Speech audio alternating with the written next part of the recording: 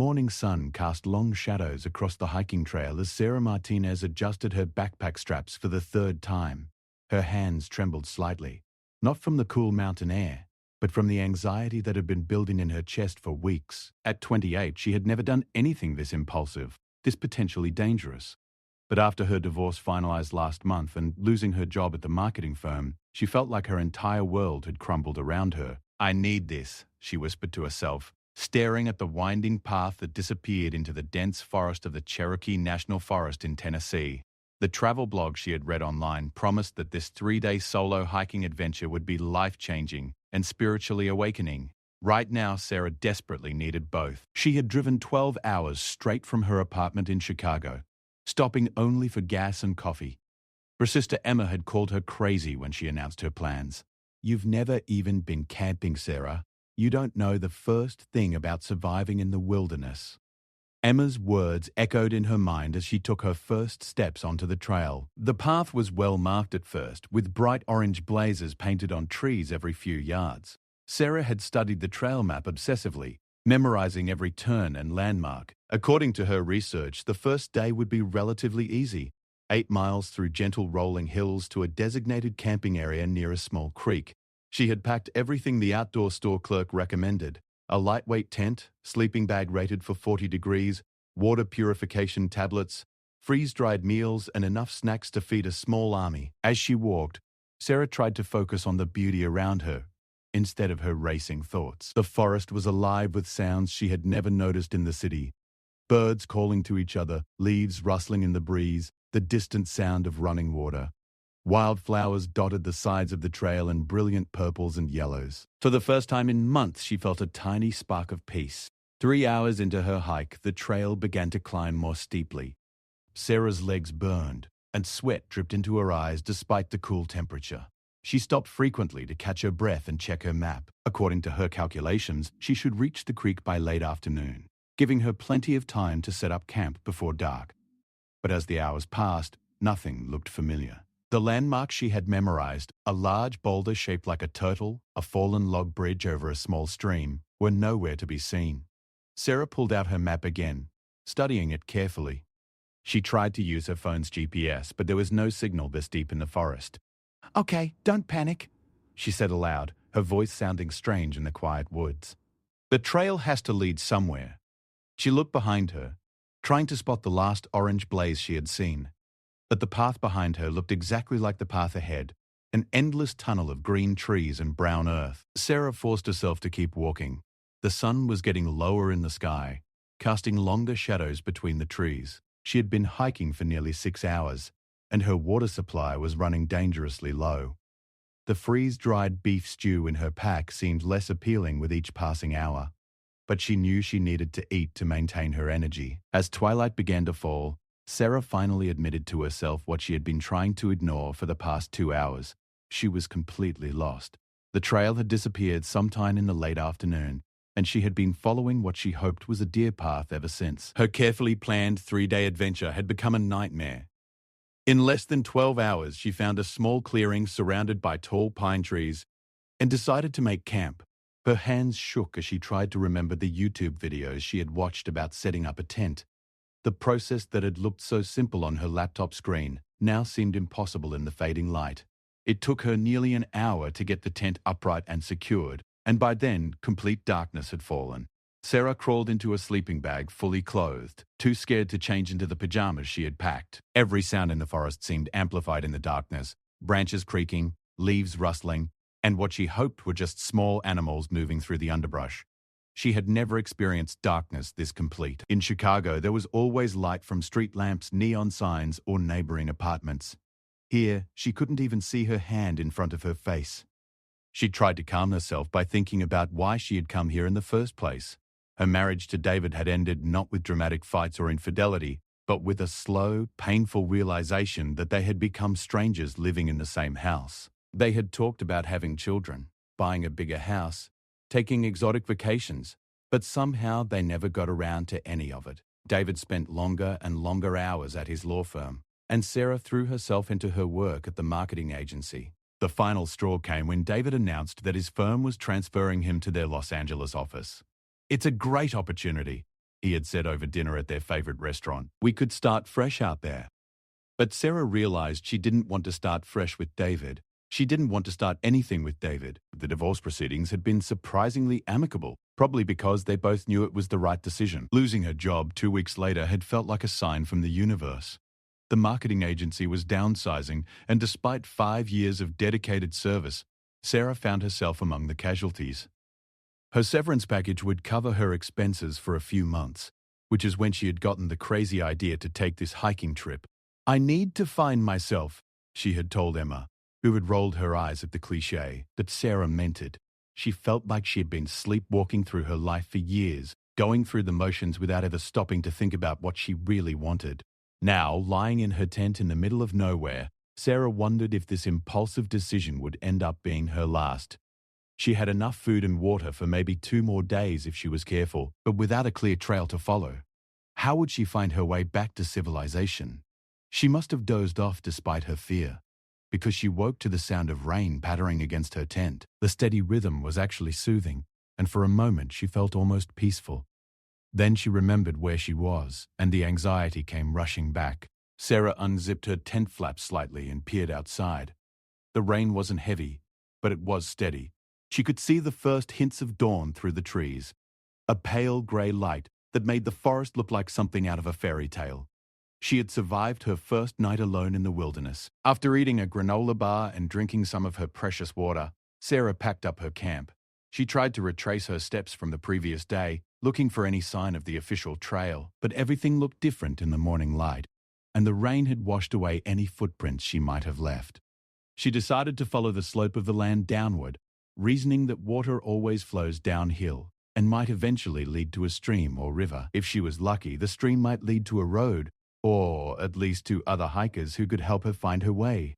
The rain made the forest floor slippery, and Sarah fell twice in the first hour, scraping her knee and muddying her clothes. Her waterproof jacket kept her torso dry, but her jeans were soaked through, and her hiking boots squelched with each step. By mid-morning, Sarah's gamble paid off. She heard the sound of running water ahead, and pushed through a thick stand of rhododendron bushes to find a small creek bubbling over moss-covered rocks.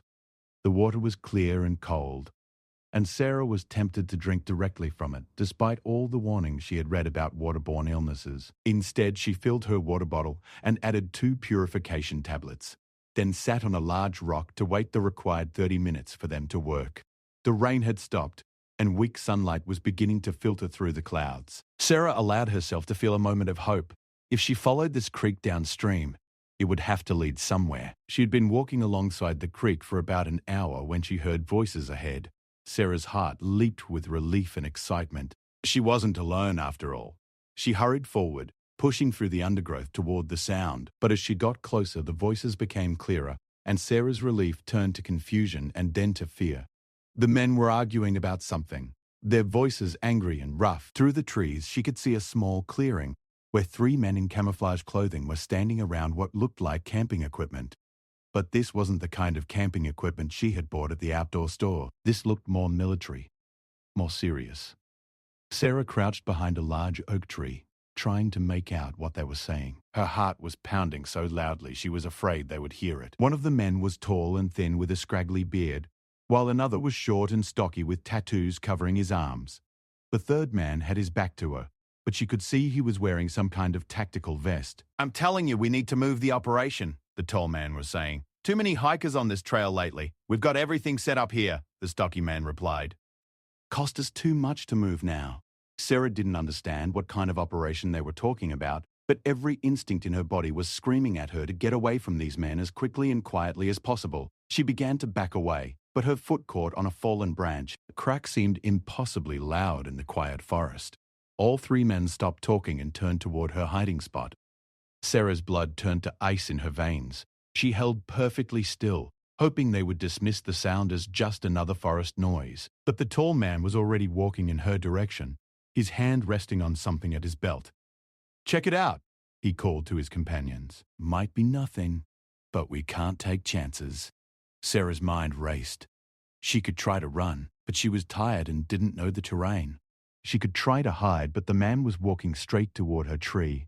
Her only other option was to stand up and pretend she was just a lost hiker who had stumbled upon their camp by accident, which she realized was exactly what she was.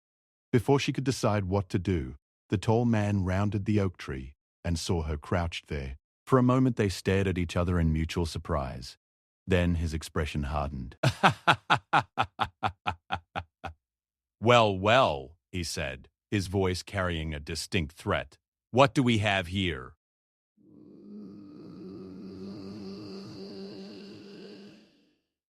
Sarah stood up slowly, her legs trembling. "I'm sorry," she said, trying to keep her voice steady.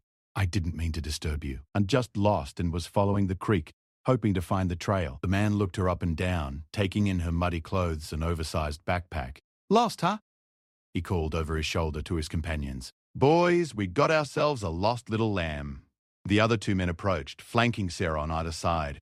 Up close, she could see that their camping equipment included several large plastic containers, propane burners, and what looked like laboratory equipment. The smell in the air was sharp and chemical, nothing like the clean forest scents she had been enjoying. "What's your name, little lamb?" the stocky man asked, stepping uncomfortably close to her. "Sarah," she replied, taking a step backward and bumping into the third man who had moved behind her. "Well, Sarah," the tall man said, "I'm afraid you've wandered into the wrong part of the forest. This is private property and we don't take kindly to trespassers." Sarah knew that wasn't true. She had researched the area thoroughly and this was all public land within the national forest. But she wasn't about to argue with three men who were obviously involved in something illegal. "I understand," she said, proud that her voice didn't shake. "I'll just head back the way I came. I won't tell anyone I saw you here." The men exchanged glances, and Sarah saw something pass between them that made her stomach drop. These were not the kind of men who would just let her walk away with a promise to keep quiet. "See, that's the problem, Sarah," the tall man said, his voice almost conversational now. "We can't really trust that you'll keep your mouth shut. You seem like a nice girl, probably got family who'd miss you if something happened." The threat was clear, and Sarah felt tears starting to burn behind her eyes. This couldn't be happening. She had come to the forest to find herself, to figure out what she wanted from life. She couldn't end up as a statistic, a missing hiker whose body was found months later by other campers. "I swear to you," she said, desperation creeping into her voice, "I won't tell anyone. I just want to find my way back to the trail and go home." The stocky man laughed, but there was no humor in it. "That's what they all say, sweetheart." Sarah's mind reeled. They all say? How many other lost hikers had stumbled across this operation? And what had happened to them? Before she could process this terrifying thought fully, the sound of footsteps came from the direction of the creek. All four of them froze, listening. The footsteps were steady and purposeful, not like someone who was lost or wandering. "Expecting company?" the tall man hissed at his companions. They both shook their heads, and suddenly all three men were moving with practiced efficiency. The stocky man grabbed Sarah's arm in a grip that would leave bruises, while the other two began quickly covering their equipment with tarps. The footsteps were getting closer, and Sarah could hear the soft sound of someone moving confidently through the underbrush. She wanted to scream for help, but the stocky man's grip on her arm tightened painfully, and she could see the warning in his eyes. Then, through the trees, a figure emerged into their clearing. Sarah's first impression was of someone who belonged in this forest in a way that she never would. The newcomer was a man, probably in his 40s, with long dark hair pulled back and skin that spoke of a lifetime spent outdoors.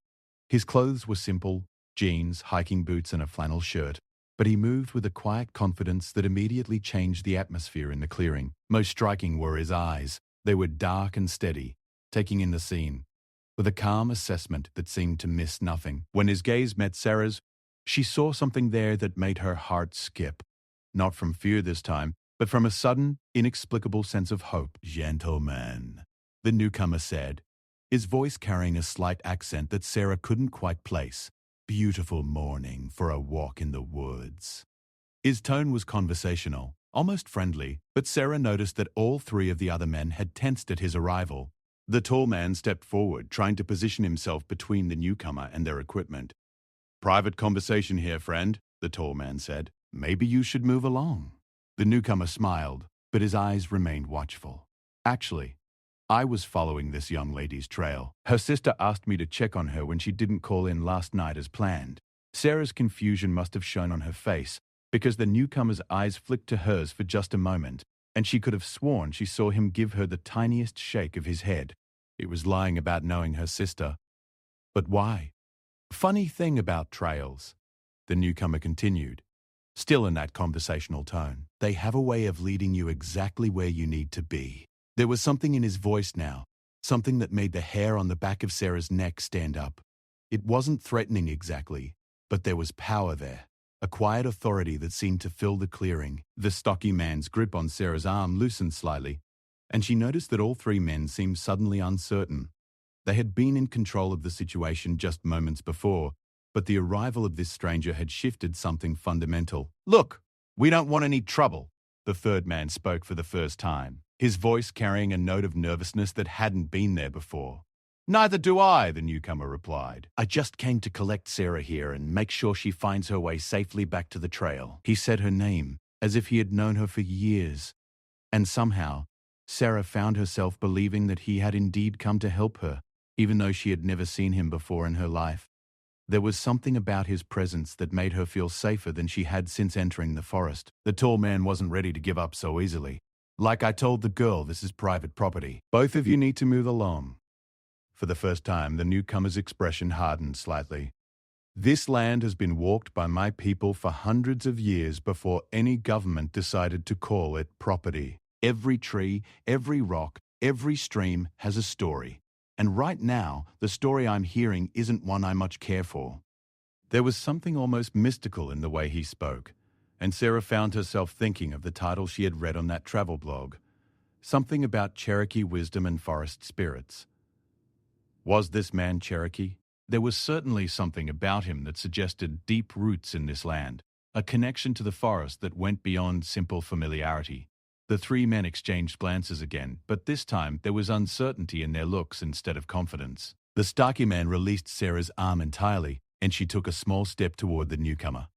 "The girl stays with us," the tall man said, but his voice lacked its earlier conviction. The newcomer's eyes never left the tall man's face.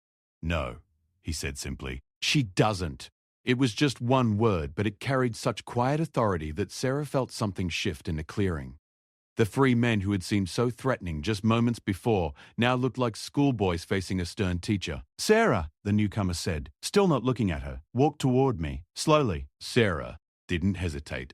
Something in his voice commanded absolute trust, even though every logical part of her mind was screaming that this was insane. She was in the middle of nowhere with four strange men, and she was about to walk away from the ones she knew were dangerous, toward one she knew nothing about. But as she took her first step toward the newcomer, she felt a calm descend over her that she hadn't experienced since arriving in the forest. Her fear didn't disappear entirely, but it transformed into something more manageable, something she could think through instead of just react to.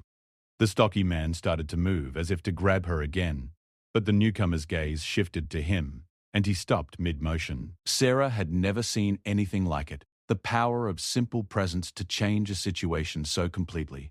She took another step, then another, until she was standing beside the newcomer. Up close, she could smell pine and wood smoke on his clothes, scents that seemed as much a part of him as his dark eyes and quiet voice.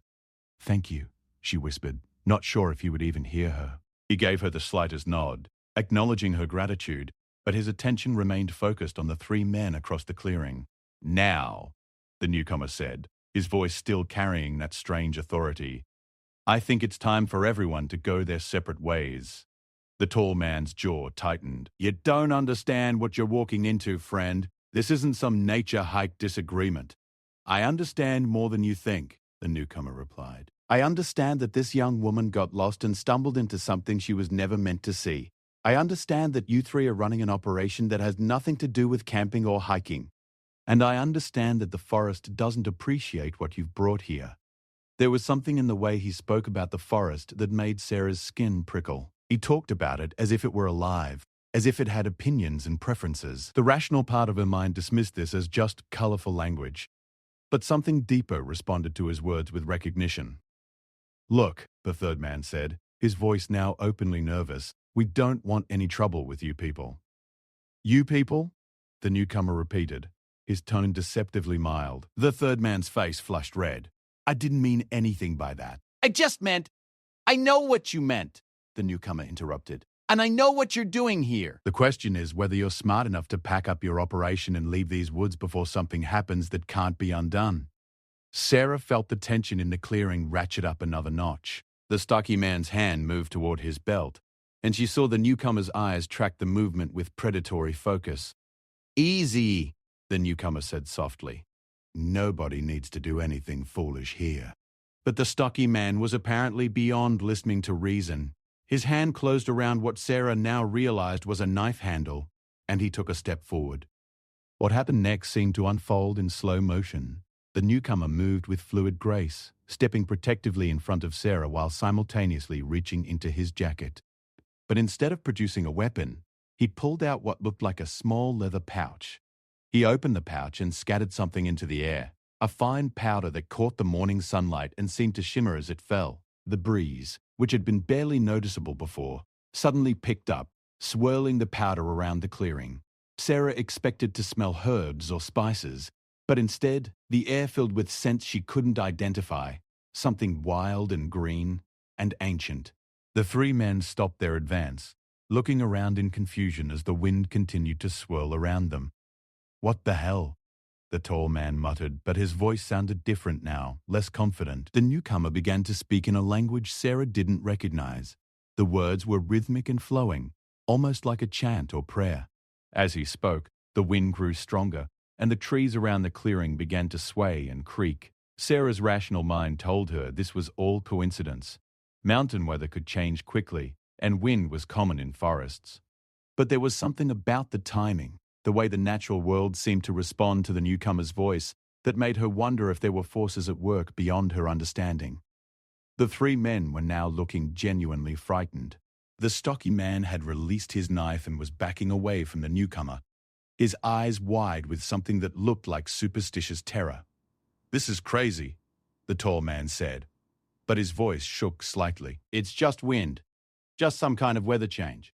The newcomer finished his chant and looked directly at the tall man. "The forest has been patient with you," he said. "But patience has limits.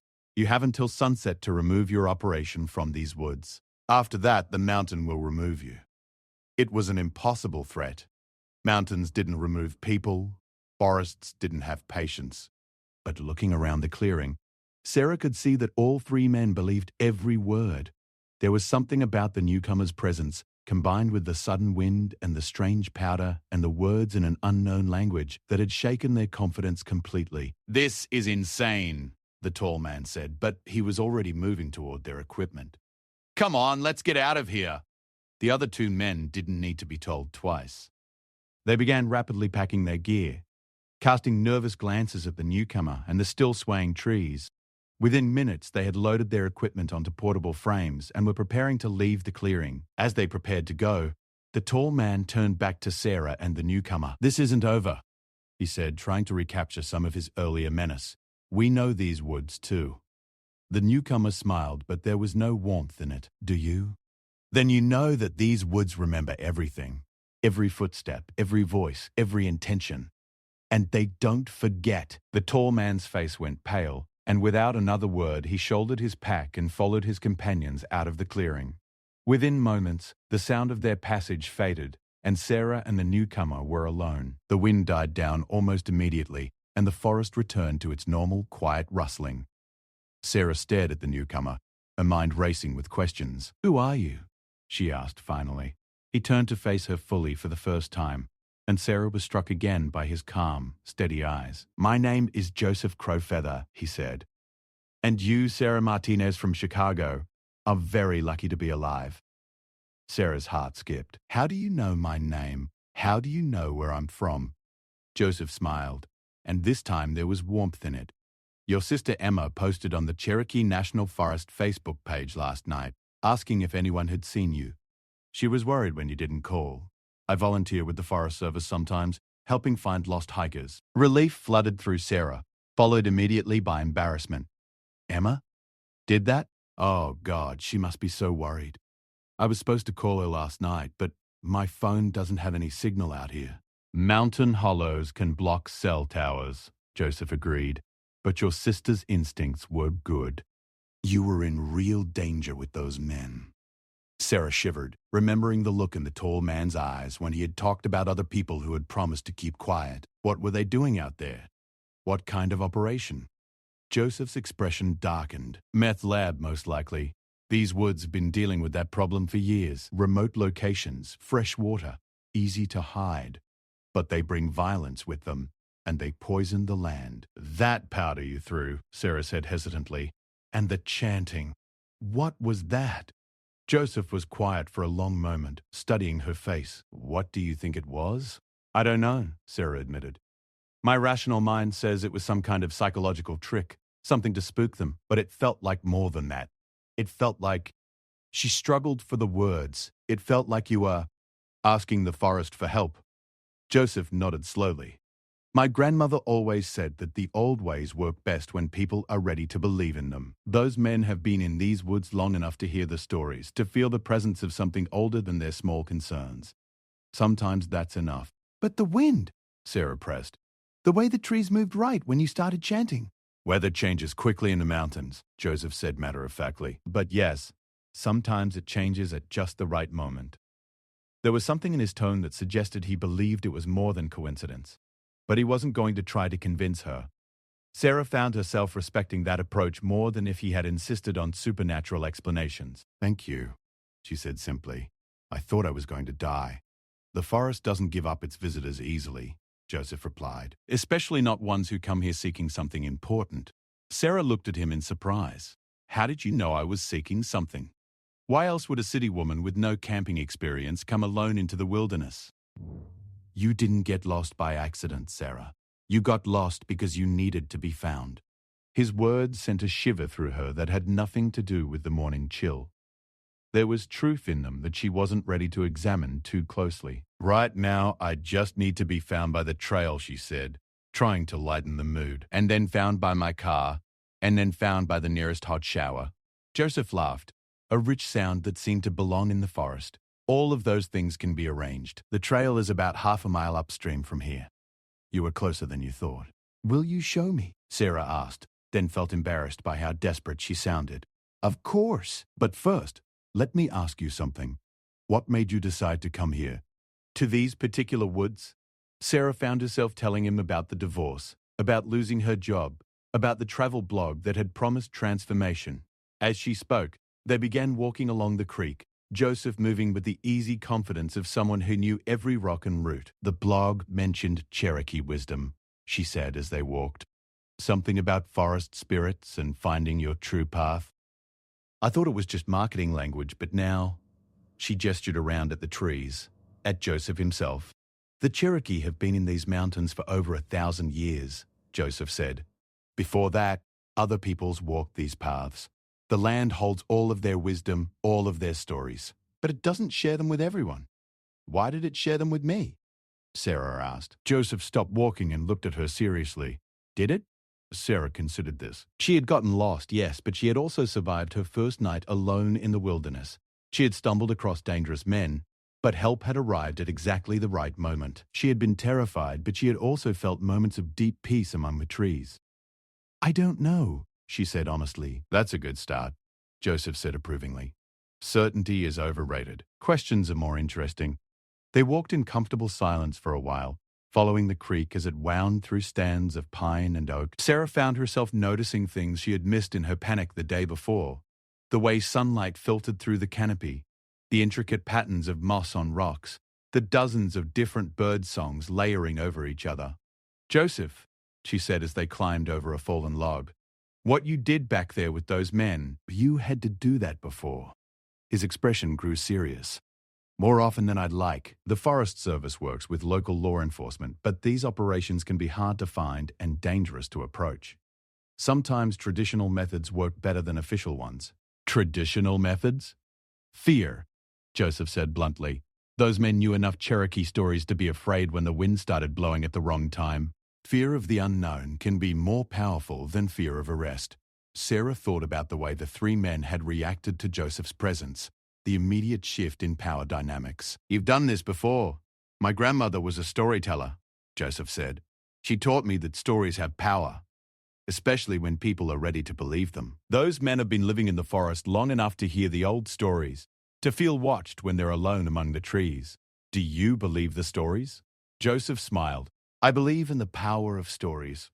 Whether the spirits in them are literally real or metaphorically real doesn't change their effect on people who need to be affected. It was a politician's answer, Sarah realized, but she sensed that he was protecting something private rather than being evasive. There were layers to Joseph Crowfeather that she was only beginning to glimpse. There, he said, pointing ahead through the trees, the main trail. Sarah could see it now, a wider path with the familiar orange blazes painted on trees. She felt a surge of relief and gratitude, followed immediately by something that surprised her. Disappointment. Once she reached the trail, her adventure would be over. She would hike back to her car, drive home to Chicago, and resume her ordinary life of job searching and apartment hunting. How far to the parking area? She asked. About 3 miles. An easy walk on marked trail. Joseph paused at the edge of the official path. This is where I leave you. Sarah felt a spike of panic. You're not coming with me? You don't need me anymore, Joseph said gently. You found what you came looking for. I did. You survived a night alone in the wilderness. You faced real danger and didn't fall apart. You trusted a stranger when your instincts told you to. That's more courage than most people show in a lifetime. Sarah wanted to argue that she hadn't been particularly brave, that she had been terrified most of the time. But looking back on the past 18 hours, she realized there was truth in what Joseph said. The woman who had started this hike would never have stood up to those 3 men the way she had, would never have trusted Joseph's mysterious intervention. I still don't know what I want to do with my life, she said. That's okay, Joseph replied. Knowing what you don't want is just as valuable, and you've learned that you're stronger than you thought. He turned to go, then paused and looked back at her. Sarah, can I give you some advice? Please. Don't go back to Chicago just because it's familiar. The forest taught you something about yourself. Honor that learning. Before Sarah could respond, Joseph had melted back into the trees with the same silent confidence he had shown when he first appeared. She strained her ears but couldn't hear his footsteps on the forest floor. Sarah shouldered her backpack and started down the marked trail toward the parking area. With each step, she felt herself transitioning back towards civilization, back towards cell phone signals and traffic sounds and the thousand small stresses of modern life. But something had changed during her night in the forest. The panic that had driven her from Chicago felt manageable now, like a problem she could solve rather than a disaster she had to flee. The questions about her future that had seemed overwhelming now felt like interesting puzzles to explore. When she reached her car 3 hours later, Sarah sat in the driver's seat for a long time before starting the engine. Her phone, reconnected to cell towers, immediately buzzed with a dozen worried messages from Emma. She called her sister to report that she was safe, enduring a lecture about responsible communication and the dangers of solo hiking. I'm fine, Sarah kept repeating. Really, Em? I'm fine. Better than fine. You sound different, Emma said suspiciously. What happened out there? I learned something about myself, Sarah said, echoing Joseph's words. Oh, God, you're going to become one of those people who talks about finding themselves in nature, aren't you? Sarah laughed. Maybe. Would that be so bad? After she hung up with Emma, Sarah sat in her car looking back at the forest. The official trail she had followed that morning seemed tame compared to the wild paths she had walked with Joseph. But both experiences had been necessary. Getting lost had taught her she could survive being afraid, and being found had taught her she could trust her instincts about people. As she drove away from the Cherokee National Forest, Sarah found herself thinking not about returning to Chicago, but about other places she had never been, other challenges she had never attempted. The woman who had started this hike had been fleeing from uncertainty. The woman finishing it was curious about what uncertainty might teach her. The drive back toward the interstate took her through small mountain towns with names like Tellico Plains and Coca Creek. In one of them, she passed a sign advertising a local real estate office. On impulse, Sarah pulled into the parking lot and sat staring at the sign. She thought about Joseph's advice not to go back to Chicago just because it was familiar. She thought about the peace she had felt in brief moments among the trees, the sense of connection to something larger than her immediate problems. Sarah pulled out her phone and did something she never would have done 3 days ago. She Googled jobs in East Tennessee and spent an hour reading about opportunities in Knoxville, in the Smoky Mountains region. In small towns that served as gateways to the wilderness, she didn't make any decisions that day, but for the first time since her divorce, Sarah felt genuinely excited about the possibilities ahead of her. The forest had kept its promise from the travel blog. She was transformed, not into someone different, but into someone who recognized strengths she had always possessed but never tested. As the sun set behind the mountains, Sarah checked into a motel in a town called Sweetwater and spent the evening researching graduate programs in environmental education, job opportunities with the National Park Service, and rental properties in small mountain communities.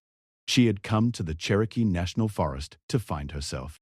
What she had found instead was a recognition that she had never been lost at all. She had just been afraid to trust the compass inside her that had been pointing toward adventure all along. The woman who checked into that motel was still Sarah Martinez from Chicago, but she was also the woman who had spent a night alone in the wilderness, who had faced down dangerous men, who had trusted a stranger's wisdom about the power of forests and stories. Tomorrow she would have to decide which version of herself to take home.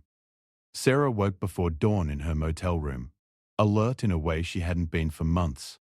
Through the thin curtains, she could see the silhouette of mountains against the lightening sky. Something had changed in her sleep, some internal shift that felt as significant as tectonic plates moving deep beneath the earth. She made coffee with the little machine by the bathroom sink and sat by the window, watching the sun paint the peaks in shades of gold and pink. Yesterday, this view would have been beautiful but distant, like a photograph in a travel magazine. Now it felt personal, like a conversation she was part of. Her laptop sat open on the small table, still displaying the job listing she had been researching the night before. Environmental educator at a nature center in Gatlinburg. Park ranger positions in the Great Smoky Mountains. Program coordinator for a non-profit that taught wilderness skills to at-risk youth. 3 days ago, these opportunities would have seemed impossible, careers for people who had grown up outdoors. Now they felt like invitations. Sarah's phone buzzed with a text from Emma. "Are you driving straight through today? I have wine and frozen pizza ready for proper debriefing." Sarah stared at the message for a long time before responding. Change of plans. Going to explore the area for a few more days. Her phone rang within seconds. Explore the area? Emma's voice was sharp with concern. "Sarah, what's gotten into you? Yesterday you were lost and scared and now you want to extend your vacation?" "I wasn't on vacation," Sarah said, surprised by the certainty in her voice. "I was looking for something. Looking for what? I don't know yet, but I think I'm getting close." Emma was quiet for a moment. "You really do sound different. What happened out there that you're not telling me?" Sarah thought about trying to explain Joseph Crowfeather, the meth lab, the chanting and the wind that had come at exactly the right moment. But she knew how it would sound to her practical, urban sister. "I learned that I'm braver than I thought," Sarah said instead, "and that I don't have to go back to the same life I left just because it's the only life I know." "Sarah," Emma's voice carried the tone she used when she thought Sarah was making a mistake. "You can't make major life decisions based on one camping trip. You're still processing the divorce and losing your job. This isn't the time for more upheaval." "When is the time?" Sarah asked. "When I'm 50 and wondering what would have happened if I had been brave enough to try something different." "You're being dramatic. Come home, take some time to think clearly, maybe talk to a therapist. Then if you still want to make changes, you can do it responsibly." Sarah looked out the window at the mountains. Responsible, safe, predictable. The words that had governed her life for 28 years. 3 days ago, they had felt like virtues. Now, they felt like limitations. "I love you, Em," Sarah said, "but I'm not coming home yet." After she hung up, Sarah sat in the silence of the motel room and faced a truth she had been avoiding. She didn't want to go back to Chicago at all. Not to retrieve her belongings, not to close out her lease, not to say goodbye to friends who would tell her she was making a mistake. But she also couldn't stay in a motel forever, exploring job listings and pretending she had a plan. She needed to do something concrete, something that would either confirm this new direction or reveal it as an impulsive fantasy. Sarah opened her laptop and began researching volunteer opportunities in the area. Within an hour, she had found something that made her heart race with possibility. The Cherokee National Forest was hosting a 2-week volunteer program for people interested in environmental education. Participants would help with trail maintenance, visitor education, and wildlife monitoring, while learning about forest management and conservation careers. The program started in 3 days. Applications were due by noon today. Sarah had never made such an impulsive decision in her life. She had always been the person who researched every option, who made pros and cons lists, who asked for advice from everyone she knew before choosing a restaurant, much less a career path. But as she filled out the online application, Sarah realized that the woman who had survived alone in the forest was allowed to make different choices than the woman who had been afraid to leave her marriage. Fear had kept her safe, but it had also kept her small. Maybe it was time to find out what she could become without fear as her primary guide. She submitted the application at 11:47 a.m. and immediately felt a mixture of terror and exhilaration that was becoming familiar. Her phone rang an hour later. The caller ID showed a number with a local area code. Sarah Martinez. The voice was professional but warm, with a slight southern accent. This is Rebecca Chen from the Cherokee National Forest Education Department. I just received your application for our volunteer program. Sarah said, her heart pounding. That was fast. We're a small program, and we review applications as they come in. I have to say, your background in marketing is interesting. We don't usually get applications from people in corporate careers. I'm looking for a change, Sarah said, then wondered if that sounded flighty and irresponsible. Can you tell me what brought you to this particular program? I've been hiking in your forest for the past few days, and I realized I want to learn more about conservation work. I want to understand how to protect places like this. Have you done any environmental work before? Volunteering with conservation groups, anything like that? No, Sarah admitted. But I'm a quick learner, and I'm genuinely passionate about this. Passion is important, Rebecca said. But this program is pretty intensive. We're talking about 10-hour days of physical work, camping in primitive conditions, dealing with weather and bugs and equipment that doesn't always work. It's not a nature retreat. I understand, Sarah said. I'm ready for that. There was a pause. Sarah, can I ask you something off the record? You applied less than 24 hours before the deadline for a program that requires a 2-week commitment. That suggests either poor planning or some kind of crisis. Which is it? Sarah appreciated the directness. Crisis, she said honestly. But the good kind. The kind that makes you realize you've been sleepwalking through your life. Rebecca laughed. I like honest answers. Can you be here tomorrow morning for an interview? 8 a.m. at the visitor center in Tellico Plains? Yes, Sarah said without hesitation. After she hung up, Sarah realized she had just committed to staying in Tennessee for at least another day, possibly 3 weeks. She had nowhere to live, no plan beyond this interview, and a sister who thought she was having a breakdown. For the first time in years, Sarah felt completely alive. She spent the rest of the day driving through the small towns that bordered the national forest, getting a feel for the area she was considering as a temporary home. Tellico Plains, Coca Creek, Benton communities that existed in partnership with the wilderness rather than in opposition to it. In a coffee shop in Tellico Plains, Sarah overheard 2 women discussing a house-sitting opportunity for someone who would be traveling for 6 weeks. The owner wanted someone responsible to care for her garden and her 2 cats. Sarah found herself approaching their table. Excuse me, she said, feeling awkward but determined. I couldn't help overhearing. I'm new to the area, and I'm looking for temporary housing. Would the homeowner be interested in meeting me? The women exchanged glances. One of them, a woman in her 60s with silver hair and kind eyes, smiled. That depends. Are you running from something or running towards something? Both, Sarah said honestly. Good answer. I'm Margaret Collins and the house is mine. Let's talk. An hour later, Sarah had keys to a small cabin on 5 acres just outside town, complete with 2 tabby cats named Trail and Blaze.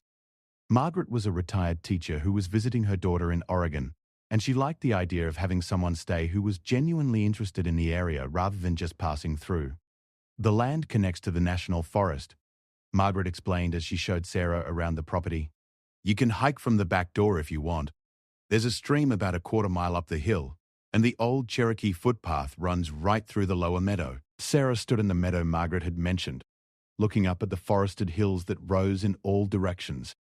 3 days ago, she had been a marketing manager from Chicago with a failed marriage and no job prospects. Now she was house-sitting in rural Tennessee, preparing to interview for a volunteer position that might lead to a complete career change. The rational part of her mind kept waiting for panic to set in, for the voice that usually warned her about risks and uncertainties and the importance of planning ahead. But that voice seemed to have quieted during her night alone in the forest. Instead, Sarah felt a calm certainty that this was exactly where she was supposed to be. Not forever, necessarily, but right now. For the first time in months, she was moving towards something she wanted rather than away from something that scared her. That evening, she sat on Margaret's front porch with Trail purring in her lap and called her parents in Phoenix. She had been dreading this conversation, knowing they would worry and question her judgment. "Tennessee?" her mother said when Sarah explained where she was. "Honey, what's in Tennessee?" "Mountains," Sarah said, "and possibility. But your apartment, your things, Emma has my spare key. She can handle the apartment. Most of my stuff can go into storage." "Sarah, this is very sudden," her father said, his engineering mind already analyzing the logistics. "Have you thought about health insurance? Income? What if this volunteer thing doesn't work out?" Sarah looked out at the darkening forest, remembering the moment when Joseph had appeared in the clearing like an answer to a prayer she didn't know she had been praying. "Dad," she said, "what if it does work out?" The next morning, Sarah drove to the visitor center for her interview wearing hiking boots, jeans, and a flannel shirt she had bought at the local outdoor store. She looked like she belonged in these mountains in a way she never looked like she belonged in Chicago boardrooms. Rebecca Chen turned out to be a woman in her 40s, with laugh lines around her eyes and hands that showed she spent her days outdoors. She led Sarah to a picnic table behind the visitor center, where they could talk with the forest as their backdrop. "Tell me about your hiking experience," Rebecca said, pulling out a notepad.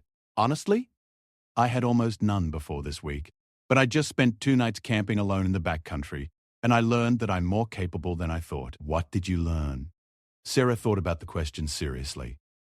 "I learned that being scared doesn't have to mean being helpless, that sometimes getting lost is the only way to figure out where you really want to be, and that I want to spend my life helping protect places like this." That's a big realization for someone who's been here less than a week. "Sometimes the most important realizations happen fast," Sarah said. "When you stop fighting them and start listening." Rebecca made notes asking about Sarah's physical fitness, her comfort level with camping, her willingness to work with difficult volunteers. With each question, Sarah felt more confident that this was the right choice, regardless of how impractical it might seem to everyone else in her life. "I have to ask," Rebecca said finally, "what's your long-term plan?" "This is a volunteer position. Are you thinking about this as a career change or as a temporary adventure?" "I don't know yet," Sarah admitted. 6 months ago, I thought I knew exactly what my life was going to look like. Then everything fell apart, and I realized I'd been building a life that didn't really fit me. I'm not ready to make another 10-year plan, but I am ready to spend 2 weeks learning whether this kind of work feeds my soul." Rebecca smiled. "That's the most honest answer I'd heard in years of doing these interviews. Most people either pretend they have it all figured out or act like this is just a fun vacation." "So do I get to stay. Welcome to the program," Rebecca said, extending her hand. "You start Monday morning. I hope you're ready to get your hands dirty."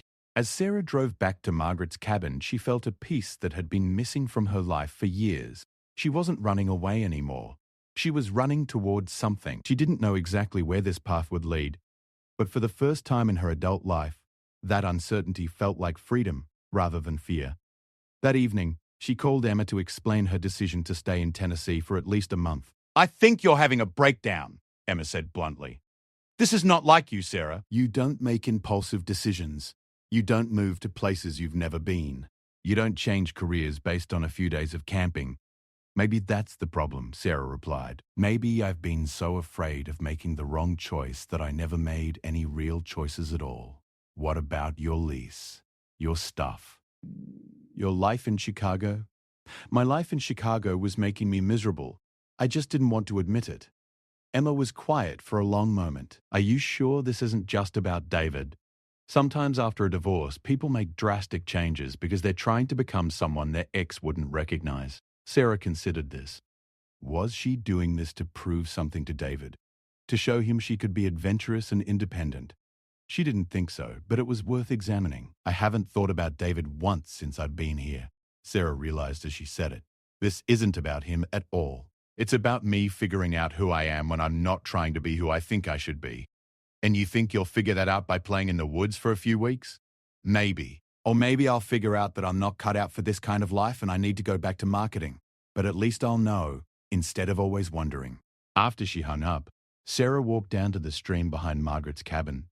The water was clear and cold, running over smooth stones worn by countless years of flow. She could hear night sounds beginning in the forest, owls calling, leaves rustling with the movement of small animals, the distant sound of a truck on the county road. 3 days ago, these sounds would have frightened her.